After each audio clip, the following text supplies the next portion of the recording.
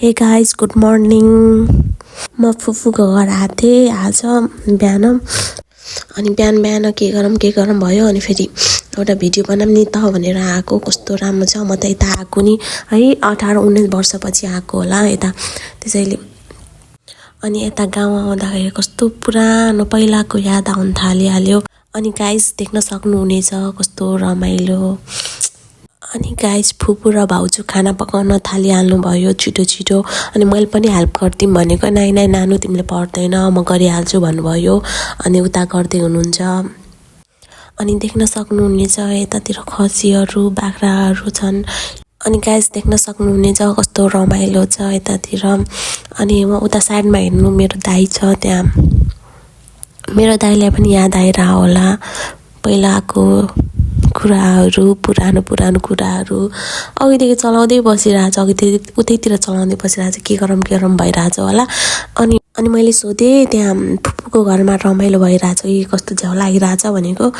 नाइ मलाई त ठिकै लागिरहेछ भन्दै हुनुहुन्थ्यो। यहाँ देख्न सक्नुहुनेछ यहाँ आयो भने त कस्तो पुरानो कुराहरू याद आउने यताउता। हामी पहिल्यै पनि उता सहरतिर नै बसेको हो नि त। अब यतातिर कहिलेकाहीँ आइन्थ्यो, अब प्रायः जस्तो त्यस्तो आइन्थेन है। अनि यहाँ कहिलेकाहीँ आउँदाखेरि यस्तो रमाइलो देख्दै बित्तिकै कस्तो झलक्क याद आउँछ क्या गाइज। अनि देख्न सक्नुहुनेछ यहाँको मान्छेहरू। अनि मेरो फुपू पनि नाङ्गै खुट्टा हिँड्नुहुन्छ गाइज, केही चप्पल नलगाई काम गर्ने यताउता। एमा त कति भन्छु चप्पल लाउनु नाइ म चप्पलै लाउँदैन भन्नुहुन्छ। अनि देख्न सक्नुहुनेछ के पाल्नु भएको छ यति राम्रो सामानहरू। उतातिर है परेवा पनि पाल्नु भएको छ, 4-5वटा परेवाहरू पनि छ। अनि खसीहरू सबै पाल्नु भएको छ यतातिर। अनि आफू काम गरिराख्नुहुन्छ दिनभरि बिहानदेखि साँझसम्म काम। कतिखेर घाँस काट्न जाने, कतिखेर हामीसँग त एकछिन पनि टाइम स्पेन्ड गर्नुहुन्न। रातितिर मात्रै हुन्छ अनि फेरि दिउँसोतिर हल्का हुन्छ भइहाल्यो। अनि देख्न सक्नुहुनेछ के गर्ने बोल्दै काम गर्दै। अब फेरि आउनुहुन्छ फेरि बोल्नुहुन्छ, फेरि जानुहुन्छ फेरि आउनुहुन्छ बोल्नुहुन्छ। त्यही हो फुपूको जिन्दगी। अनि फुपाजु कहाँ हुनुहुन्छ भनेपछि फुपाजु फेरि बिहानै साइकल समातेर फुर्र भइहाल्छन्। अनि साँझ आउँछन्, थाहै हुन्न आएको गएको। अनि देखिहाल्नु भने बोल्दै काम गर्दै गर्नुहुन्छ ऊ। अनि यतातिर कस्तो रमाइलो है, बसिराखौँ जस्तो फिल हुने के। अब कहिले नबसेको मान्छेलाई त त्यस्तै हुन्छ नि त। म बस्छौँ यताउता गर्छौँ जस्तो फिल हुन्छ होइन। अब पछि धेरै महिना बसिसक्यो भने अनि झ्याउ लाग्न थाल्छ क्या। मैले नि मेरो दाइले भन्यो अब यतै घर बनाएर यतै बस्नु रमाइलो हुन्छ भनेको। अनि के भन्नुहुन्छ चुप ढ्याउँसी भन्नुभयो क्या। उभिँदा खुट्टा दुख्न थाल्यो। अनि त्यस्तो गर्न लाग्यो हेर्न सक्नुहुनेछ। अनि गाइस देख्न सक्नुहुन्छ फुपू भाउजू अनि फेरि त्यो भाउजूको छोरी हो, हिँड्न सक्नुहुन्न। अनि त्यहाँ बसिराख्नु भएको छ क्या, जतिखेर पनि बस्नुहुन्छ। अनि यता मेरो दाइसँग बोल्दै हुनुहुन्छ क्या साइडमा यतातिर। अलि मजाले देखाउने नै छु। म यस्तो भिडियो बनाइरहेको छु फेरि दाइहरूलाई थाहा छैन नि म यस्तरी बनाइदिएको नि फेरि। अनि खै के बोल्दै हुनुहुन्छ। फेरि मेरो दाइ नि फेरि फुपूहरूसँग धेरै मिल्ने के, अति धेरै मिल्नुहुन्छ। धेरै माया नि धेरै गर्नुहुन्छ, मिल्नु पनि धेरै मिल्नुहुन्छ। जतिखेर पनि बोलिराख्नुहुन्छ। जहाँ पनि म प्रायः जस्तो देख्छु कि देखिरहेको हुन्छु कि म। ऊ देख्न सक्नुहुन्छ मैले त कस्तो राम्रो भिडियो बनाइदिएको हो। अनि गाइस देख्न सक्नुहुनेछ दाइ उता बसिरहेछ मजाले, झ्याउ लागिरहेछ होला। त्यही भएर एउटा भाइसँग खेलिरहेको थियो कि त्यो भाइ अब स्कुल गएको छ नि त। अनि त्यसपछि अब दिनभरि झ्याउ लाग्ने भयो। अनि के गरम जस्तो हुने भयो। अनि त्यसरी मजाले बसिरहेछ। अनि यता घाम त कम लाग्छ कि लास्टै कम लाग्ने भयो कि यतातिर। अब यतातिर उता यसको साइडतिर पुरै पहाडै छ के। अनि घाम यस्तो कम चिसो भइरहेको छ क्या। यस्तो चिसोमा पनि फुपू काम गर्दै हुनुहुन्छ है। जतिखेर काम हामीले खाना पनि खाइसक्यौँ, सब गरिसक्यौँ, त्यही पनि कामैमा लाग्नु भएको छ क्या जतिखेर काम गर्नुहुन्छ।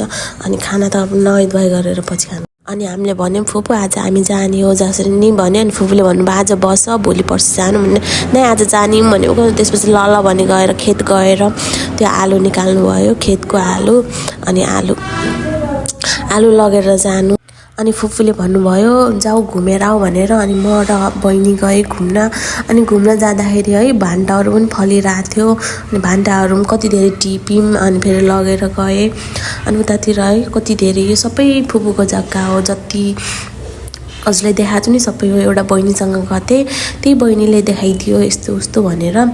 अनि हेर्दै गएँ, हेर्दै जाँदा जाँदा कस्तो राम्रो है, कस्तो हरियो ग्रिन ग्रिन हो। अनि हामी हिँड्दै जाँदा जाँदा खुट्टा दुख्न थाल्यो। अनि भन्यौँ यतातिर नजाऊँ भने, अनि फेरि यतातिर गएनौँ। अनि फेरि हामी यतातिर हिँड्दै हिँड्दै घर जान आँटेको। अनि आँपको रुखहरू पनि छ, देख्न सक्नुहुन्छ। अब वैशाख जेठतिर फल्छ है आम। अनि त्यसपछि हामी यतातिरबाट घर जान थाल्यौँ। अनि घर गयौँ। अनि यतातिर पनि सनसेट भइरहेको थियो, साँझको बेला थियो, 3 साढे 3 भयो थियो समथिङ। अनि त्यसपछि हामी पछाडिदेखि घर जान थाल्यौँ। अनि यो पछाडिको बाटो हो, देख्न सक्नुहुनेछ। हामी यता पछाडिबाट गयौँ। अनि त्यसपछि रेडी भएर अनि त्यसपछि हामी घर जान आँटेको। तपाईँहरू भन्नु होला साइकलमा जाँदैछ भनेर, साइकलमा जान लागेको होइन। यहाँदेखि फुपूको घरदेखि त्यहाँ रोडसम्म जानलाई जस्ट 10 मिनट लाग्छ, त्यसैले हामी जान लागेको हौँ। गाइज हामी गइरह हो, अब देख्न सक्नुहुनेछ। यतातिर मन्दिरहरू पनि रहेछ है, चौतारा पनि रहेछ। त्यहाँ त गर्मी महिना मान्छेहरू बस्छन् होला है। त्यहाँ देख्न सक्नुहुन्न कस्तो राम्रो, त्यो साइडमा स्कुलहरू पनि छ, रमाइलो छ। अनि यता साइडमा पोखरी भन्छ नि हो, त्यहाँ पनि त्यो पनि रहेछ पोखरी। अनि त्यो पोखरीमा त मान्छे पहिला है, पहिला त मान्छे नुहाउँथे। आजकल त कोही न घर घरमा धारा भएर होला, कोही पनि नुहाउँदैनन् आजकल। देख्न सक्नुहुनेछ कस्तो राम्रो छ नि। अनि मलाई पनि त्यस्तै लागेको थियो होइन, कस्तो राम्रो छ। अनि भन्नु होला को गइरह हो भनेर, म र दाइ गइरह हो। अनि फुपू र भाइ पुगाउन आउनु भएको हो साइकलमा। अब साइकलमा आलुहरू के सामान छ नि त, अनि त्यही भएर भारी हुन्छ नि त, अनि त्यही भएर साइकलमा पुगाइरह हो गाइज। अनि मेरो भोइस कस्तो आएको छ नि है, मोटो रुगा खोकी लागेर रातभरि कस्तो भएको छ। फाइनली गाइज हामी अटोमा बसिसक्यौँ। अब हामी घरतिर जान हो, देख्न सक्नुहुनेछ तपाईँहरू। अनि तपाईँहरूलाई यो भिडियो के कस्तो लाग्यो, राम्रो लागेछ भने चाहिँ प्लिज कमेन्ट गरिदिनु होला। नराम्रो लागेछ पछि पनि कमेन्ट गरिदिनु होला। लाइक एन्ड सब्सक्राइब नि गरिदिनु होला। Bye, all of you.